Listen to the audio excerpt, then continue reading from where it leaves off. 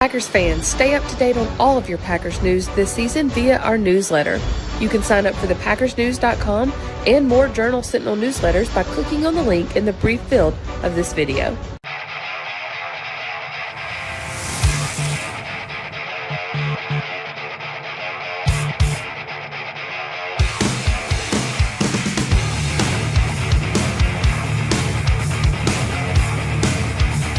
Hello, Packers fans. Welcome into the Game 19 podcast from JS Online and PackersNews.com. I'm Kassidy Hill, joined as always by Tom Silverstein and Ryan Wood here in our Lambeau Field office, a day following the Packers' second preseason game versus the New England Patriots.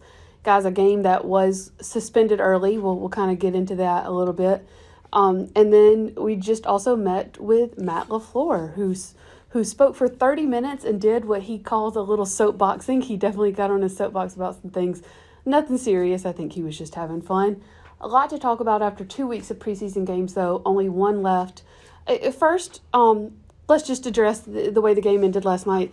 Game was called and suspended with 10 minutes, 29 seconds left in the fourth quarter as Patriots defensive back Isaiah Bolden was stretchered off, taken to a local hospital. The Patriots update on Sunday morning said he has been released. He is traveling back to Foxborough with the team.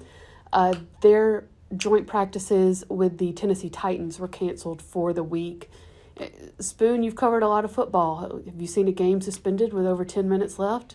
Well, I have. Usually it's been for weather. I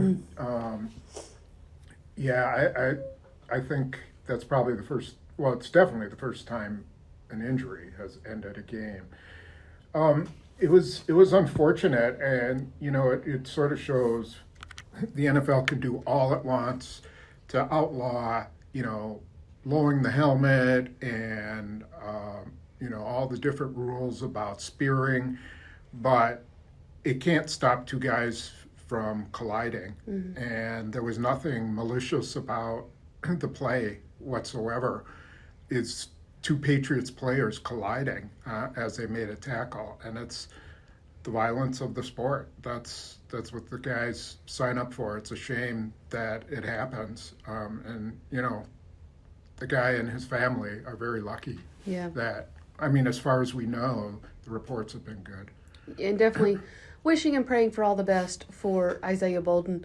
Ryan, I spoke to a few different guys in the locker room last night, and they said they think the league is being more proactive following the Damar Hamlin injury last year when that Bengals and Bills game was called. That one had playoff implications. That's obviously a different scenario than a preseason game. But do you think we're sort of seeing maybe a little bit of shift just in how the league might, again, preseason game makes a little bit of difference, but do you think we're seeing a little bit of shift just in how the league might be approaching these in-game situations? Well, preseason game makes a lot of difference. I don't think that we learned that fully last night, because that's a game that most likely, and I asked Matt LaFleur after the game, it being preseason, it doesn't count in the standings at all. Did that factor? And he's like, yeah, that factored. I think that's a game that likely would have continued if it wasn't preseason, but it's preseason. It doesn't count. Alex Magoo lost some snaps, and that's definitely unfortunate, but, at the end of the day, from a significant standpoint, what the Packers needed to do, what the Patriots needed to do, was mostly done. So I don't think that translates to the regular season. We'll see. If that happens in the regular season, maybe they do, but I don't think we know yet. Can I just add that I don't think it was at the goodness of the NFL's heart. I think it was totally a PR move, which is almost everything that they do, because it would have looked horrible if they continued that game, a preseason game. I think if they're sensitive about people's emotions watching these games. The Damar Hamlin changed a lot of people's opinion about the fragileness of playing football. And so they would have looked terrible, I think, if they would have continued it. Mm-hmm. And I think Goodell was smart enough to recognize that, with a preseason game, just to end it. Yeah, that's a very good point. Last note on this before we do move on. I don't know if anyone felt worse on the field, maybe, and that's putting words in people's mouth, but then Malik Heath, the Packers receiver who was involved in the play, he ducked, and that's when the two Patriots players collided. Malik got up and celebrated because he had made the first down, then realized Bolden was on the field. He tried to go speak to Bolden when they were getting ready to take him off, and the Patriots wouldn't let him. And he seemed to feel pretty bad about that afterwards. Those two guys actually trained together, both lived in Jackson, Mississippi, were neighbors at one point. So that's someone that he knows very well. Which also just kind of reminds you that for all of the scuffles and fights that broke out this week, a lot of these guys know each other and care about each other too. So, an interesting moment for sure. As you said, Ryan, Alex Magoo didn't get any drives last night. He likely will on Saturday, but the quarterback landscape in this game changes a little bit yet again, finding out that Jordan Love will play on Saturday versus the Seahawks. Matt LaFleur made that clear on Sunday. He said straight up he will play. He said also, which I thought was interesting, he wanted to see how Love handled this week and said that they intentionally did the game times the way they did. I guess I thought that was all TV, but it made it sound like the Packers and other teams, I guess, had some sort of say-so over when they kicked off. Is that correct, Spoon? Did I interpret that right? I was kind of drowsing during that part of the press conference. I mean, it went on for a while. I did hear him say that, he thought it'd be a good experience from him to play a night game and then a road game. A noon game, because that'll come up during the season, and that every experience is a good one for Love. I think I think he'll play him a series or two, and I think it's just another chance to get a look at a different defense. Quick look. I'd be surprised if they played. I don't think he wants to put his offensive line in harm as much as he wants, at the same time, putting Love there, because he's got to play his starting offensive line if Love's going to play. He's not going to throw his number twos out there with Love. So how long does he want to play those guys? I think that's what it kind of comes down to. His number twos have kept Sean Clifford pretty clean, though, too. That's also the reason why he didn't schedule joint practices this week, because this is kind of a transitional week now for the Packers, where and this happens every camp, they're going to start thinking about week one. The real teeth of camp is kind of behind, and I imagine you might see plays off cards this week. I think this is the week for that. So as Matt LaFleur said, we're going to focus on us this week. He didn't feel the need to have joint practices against the Seahawks. So that's where they're at. It's transitional. It's all speed ahead to week one. Also, I wouldn't be surprised if he changed his mind, because it's supposed to be a brutally hot week.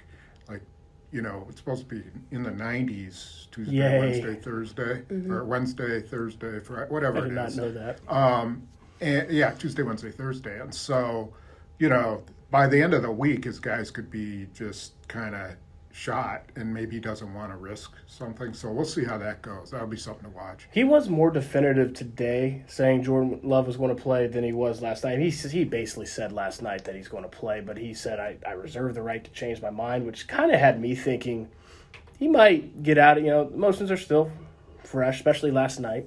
He might get out of this thinking, okay, Jordan Love has 5 possessions. Each of his 2 starts ended with touchdowns. He's got a 124 passer rating on the preseason. You can't ask for much more than what he's done.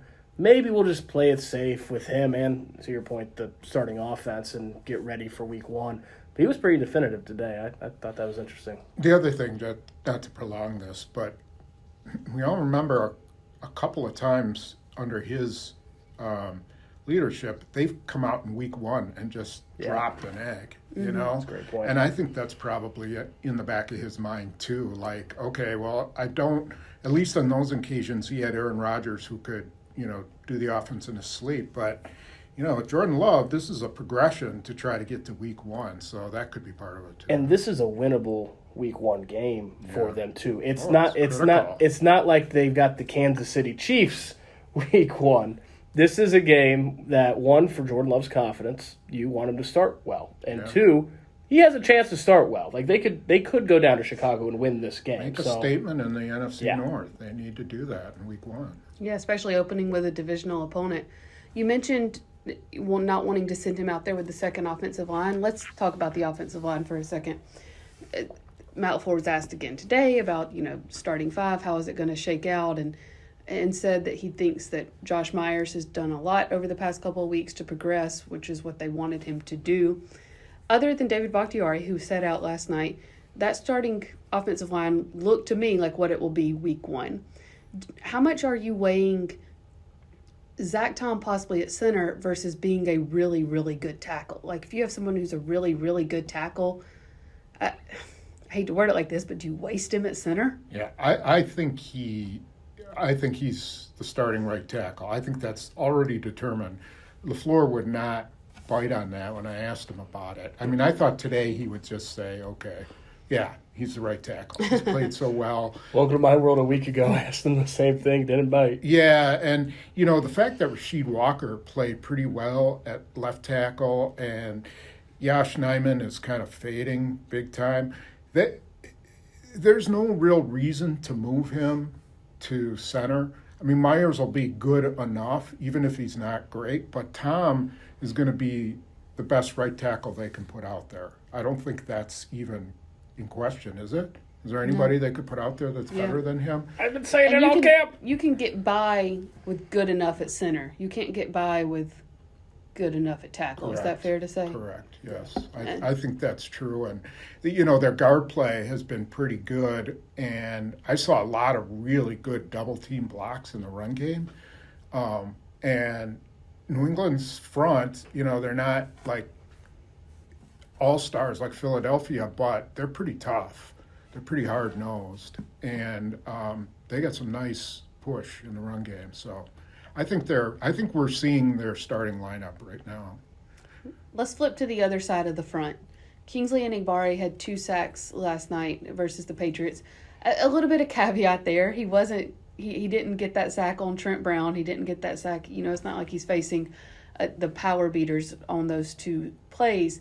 But still, he's told us after the game, he said the first sack, which came, I believe, on the right tackle, he said that was something he saw during the week he could do to that guy, that he could use that move on that guy, which I think shows progress for a young player to kind of realize, like, okay, this is my opponent this week. And he even said, that's what I had to learn. I couldn't just bull rush all the time. I had to learn about who I was facing and how to use moves against them, which is what we saw.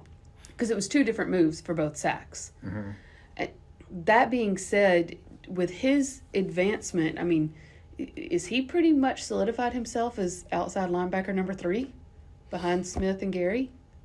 Well, he's coming off a really good rookie year for a 5th-round pick. He had 3 sacks, 8 quarterback hits last year, and I thought coming into camp that the Packers were in a pretty good place from a depth concept on that depth chart at edge rusher in a way that they just have not been very often in the past. So that they have that going for them, which is important because Rashawn Gary might take some time, even if he's ready to go week 1. He might take some time to be Rashawn Gary again. It took Elton Jenkins some time to be Elton Jenkins last year. That's just the nature of that injury. So having depth there is very important, especially this year. Yeah, I don't think there's, if this was week 1 and Rashawn Gary didn't play, wasn't ready, I think that you'd see Kingsley Enagbare as the starting outside linebacker next to Preston Smith. Now, there's still some time to go. I do think, different than Zach Tom at right tackle, I think that there's a little bit to play out there on that depth chart. But it's interesting. He didn't just have 2 sacks and a fumble recovery last night. He had a really good week of practice. Mm-hmm. He had a couple sacks in practice. Matt LaFleur told him 3 of them before kickoff, you're going to have a couple sacks tonight. Then he went out and had a couple sacks. So they're sensing something there. And again, at bottom line, whether he's the outside linebacker 3 or if Rashawn Gary doesn't happen to play week 1 in Chicago and he's starting, they've got Rashawn Gary coming back, they've got Preston Smith, and they've got depth at that position in a way they haven't had in a long time. That helps. And he's picking up for Lucas Van Ness not really being a factor. I don't think he's been a factor in pass rush at all. And I think it's going to be a process for him if at all he becomes a really good pass rusher. But I think he's going to be the typical first-year guy, rookie guy. And Enagbare is so much farther ahead of him as a pass rusher. I don't think that's an indictment I think it's too early at least to say it's an indictment on Lucas Van Ness because it took Rashawn Gary most of that rookie season. This is just the nature of that position. Even if you're a first-round pick, Rashawn Gary is picked 12th in his draft. Lucas Van Ness picked 13th, and it took Rashawn Gary a year before, it was year two is like, okay, now he's starting to show it in 11 on 11. I think that was always kind of the expectation for Lucas Van Ness. It would have bucked the trend for him to come in and be a dominant pass rusher week one as a rookie. That just doesn't happen very often at all. So I think the jury's still out on him, but it's not a surprise to me that Kingsley Enagbare is ahead. It's true. That's totally true. The one thing, though, with Rashawn Gary was that you knew that he was a first-class athlete. Like, I mean, off-the-charts kind of athlete strength. And Lucas Van Ness is a big dude with long arms and everything like that, but I just don't have that same feel with him that I did with Gary, that, okay, at some point his athletic ability is going to come through. So we'll see. I'm not writing him off in any way, shape, or form. I'm just saying that right now he's not a factor. You know what's interesting about that? They tested very similarly coming out from the combine into the draft. Now, Rashawn Gary is a little bit better, but it was in the ballpark. The thing with Rashawn Gary, even as a rookie, one-on-ones, he was dominant. He was lights out. It just didn't translate to 11 on 11. We haven't seen a ton of one-on-one in this camp, and that's, I think, a factor, a byproduct of a lot of joint practices. But it hasn't been dominant for Lucas Van Ness yet in one-on-one settings. So that's something to keep an eye on. Yeah, he looks like he's really feeling it through, like, he's mechanical, as opposed to bam, bam, bam, like, and Enagbare knew what he was going to do on that first sack, get his arm up in that guy's pads and just rocked him. And so, anyway. I feel like Van Ness was drafted knowing he could be a project too, right? He played, not 1,000 snaps at Iowa. Does that sound right? Yeah, and he was kind of an inside, he did some inside pass rushing, outside. So yeah, point being that they're He's really raw. lucky that Enagbare is coming around, because I don't think Van Ness is ready to be a factor. It was an upside pick. Why do you do that? Why do you make an upside pick there? Well, I think there's a few reasons. One, they know what their team is in 2023. There's a lot at every position. There's a lot of guys developing. Two, they have depth there. I mean, this is not a thin outside linebacker group like it's been in the past. So they have depth, that they have other guys that can play snaps like Kingsley Enagbare, like Justin Hollins potentially, while Lucas Van Ness transitions. And then at the end of the day, you play the long game at a very important position. You cannot have enough good edge rushers. So if there's a high ceiling on a guy, you give him time at that position, because that's what wins ball games. There's a couple other things I want to discuss, so let's spend 60 seconds on safety real quick. Both Rudy Ford and Jonathan Owens had a moment Saturday night, but it was just individual. It was like one moment. Matt LaFleur actually gave Owens a little bit more credit for the play he made than I maybe thought he deserved in the moment. I thought he was just kind of right place, right time when he batted down a ball at the line. Matt LaFleur today made it sound like Owens read it based off an RPO that the Patriots had run earlier in the game. Rudy Ford came up and made a big tackle on the goal line. Of course, 2 plays later, the Patriots still got in for a touchdown. There's not a lot of answers there for that safety next to Darnell Savage. So quickly, do you think they could feasibly go into the season with a rotation there while they still kind of figure it out? No. They got to pick have somebody. An answer. They got to pick somebody, and is it just lesser of two evils? I don't know what they're going to do there. Rudy Ford, he was lauding him for his play in the run, and all I can think of, there was a run off guard, and he had to come in and fill the hole, and someone just destroyed him. I mean, maybe it's not his fault, because it's like a crackback, someone coming in, but still, I don't see anything that tells me, maybe I would just throw Anthony Johnson out there and just he's a rookie. He's obviously got some talent. He's a good athlete. None of those other guys do anything for me. Even that stop on the goal line, I went back and watched the game last night, and Ford got credited with the tackle because he's who wrapped the guy up initially, but he got a lot of help from Rasul Douglas on that tackle as well, who came in and cleaned it up. So Rasul Douglas. Huh.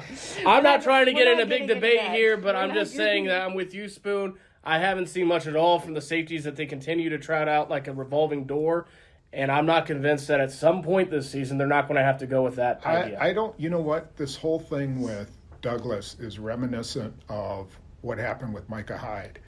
You know, Tom Capers refused to play him at safety, and they wanted him to be a slot corner. They really liked him as a slot corner, and so Ted Thompson said, well, I'm not going to pay him, $5 million a year as a corner when I think he's a safety. And he goes to Buffalo, and he becomes a safety, and he's really good. Yeah. And it's like, God, what do they have to do with some of these coaches to slap them upside the head, And Rasul Douglas is a really good perimeter corner. You can say he would also be a really good safety without putting him down as a perimeter corner. He's a really good perimeter corner. The problem is they don't have a safety. And they have some other options at perimeter corner. So for the good of the defense, when you are the joker in the deck, when you can play everything, I'm not convinced that that's not going to come to that. I mean, Elton Jenkins, in my opinion, Elton Jenkins and Zach Tom are the two best centers on the team. But they're playing other positions because they can. So put him at that position. But it's crazy, It's just like he's not going to do it. Not trying to rock the boat. I'm not trying to make anyone angry. Before we wrap up, put your GM hats on for a second. Let's say you're keeping only 6 wide receivers. Based off what you've seen through training camp, are you giving that 6th spot to Malik Heath or Grant DuBose? Heath is on my team if I'm the GM. Yeah. There's no way I'd let that. And you know what? It may not be that he would get picked up, but he fits what they need a guy to do. They need a big, strong guy who can go across the middle in certain situations and who can block. They've always needed a big blocking receiver. The guy can play special teams. Does he do anything, less than full speed and, with tremendous effort? And, he's just a He badass. bailed Clifford out last night on a throw, too. Yeah, He was a badass on that throw when he bailed Clifford out. I asked him, I said, when I was watching it looked like Clifford was throwing it to two Patriots guys. Coverage. I'm like, what are you doing? And he's like, well, I just thought I'd jump in there and see if I could get it. I asked Matt LaFleur about that exact thing today. He's like, yeah, guy made a play for him. Not what you want, but guy made a play for him. I'll keep it short and sweet.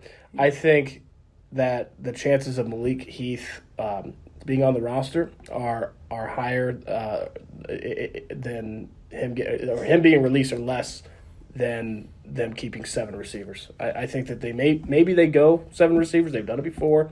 Grant DuBose as well, maybe both. I don't see them releasing Malik Heath. Yeah, I don't. And, maybe the fact that there's not a ton of knowledge on DuBose just because he hasn't played much could work in their favor. They could sneak him on and then re-sign him later.